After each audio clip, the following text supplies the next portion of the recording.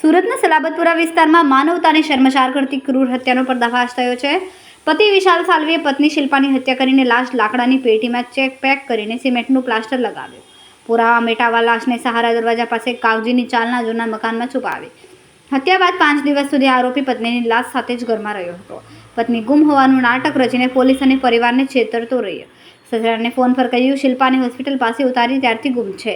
સસરા સાથે police station જઈને પત્ની ગુમ થયાની ફરિયાદ પણ નોંધાવી. 13 વર્ષના પુત્ર આરવને મોકલેલી કબૂલાતની ચિઠ્ઠીથી ગુનાસ્પદ ગુનાનો ભેદ ઉકેલાયો. 25 એપ્રિલે રાત્રે ચિઠ્ઠી આપી આરોપી પિતા ઘર છોડીને ફરાર થયો. ચિઠ્ઠીમાં કબૂલ્યું કે મેં ગુનો કર્યો છે, હું જ જવાબદાર છું. 20 એપ્રિલે હત્યા કરી. ચિઠ્ઠીમાં લાશ છુપાવ્યાનું ચોક્કસ સરનામું પણ લખ્યું હતું. પોલીસે કાગજીની ચાલના વખાણેથી સિમેન્ટના પ્લાસ્ટર નીચે કોવાયેલી લાશ મળી. આરોપીનો દાવો લગ્નના 3 વર્ષ પછી પત્નીના પ્રથમમાં બદલાવ અણબનાવથી કંટાળીને હત્યા કરી હતી. ચિઠ્ઠીમાં લખી લાંબા સમય સુધી સહન કર્યું, આખરે મજબૂર થઈને ગુનો કર્યો. આ બાબતમાં અન્ય કોઈ સામેલ નથી. તમામ ગતિવિધિ મેં જાતે કરી છે તેવું આરોપીએ કબૂલ કર્યું. પોલીસે હત્યાનો ગુનો નોંધીને ફરાર આરોપી વિશાલ સાલ્વીની શોધખોળ શરૂ કરી છે.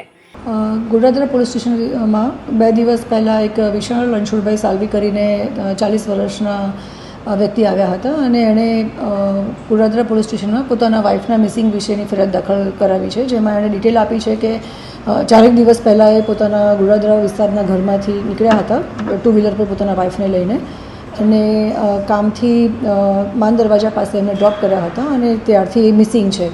આ બાબતે અમારી ટીમ ઓલરેડી કામ કરતી હતી અને મીનવાઇલ કાલે રાત્રે જે આ મિસિંગ દાખલ કરાવનાર વિશાલ સાલ્વી છે એ પોતાના ઘરે એક ચિઠ્ઠી લખી અને ઘરેથી નીકળી જાય છે.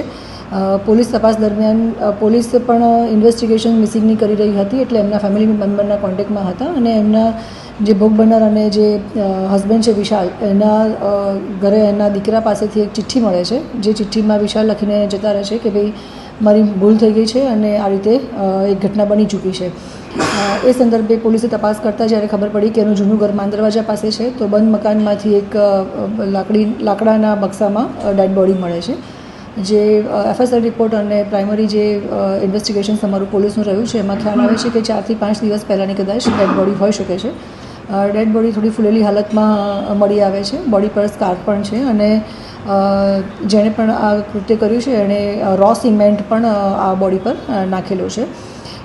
અમે બોડીને મર્ડર દાખલ કરી અને PM માટે મોકલી આપેલ છે. તો જે મેડિકલ રિપોર્ટ્સ અને જે FSR રિપોર્ટ PM રિપોર્ટ આવશે એના આધારે અમને ખ્યાલ આવશે કે એકચ્યુઅલી આ ઘટના કેવી રીતે બની છે અથવા તો કેવી રીતે મર્ડર કર્યું છે. કેમેરામેન સેનલ વિરાણી સાથે વિશાલ છેઠા, માનવ પ્રભા ન્યૂઝ, સુરત. અમારા વિડીયોની નવી અપડેટ મેળવવા માટે સબસ્ક્રાઇબ કરો માનવ પ્રભા ન્યૂઝ ચેનલને. બેલ આઇકન ક્લિક કરો લેટેસ્ટ વિડીયો સૌથી પહેલા મેળવવા માટે.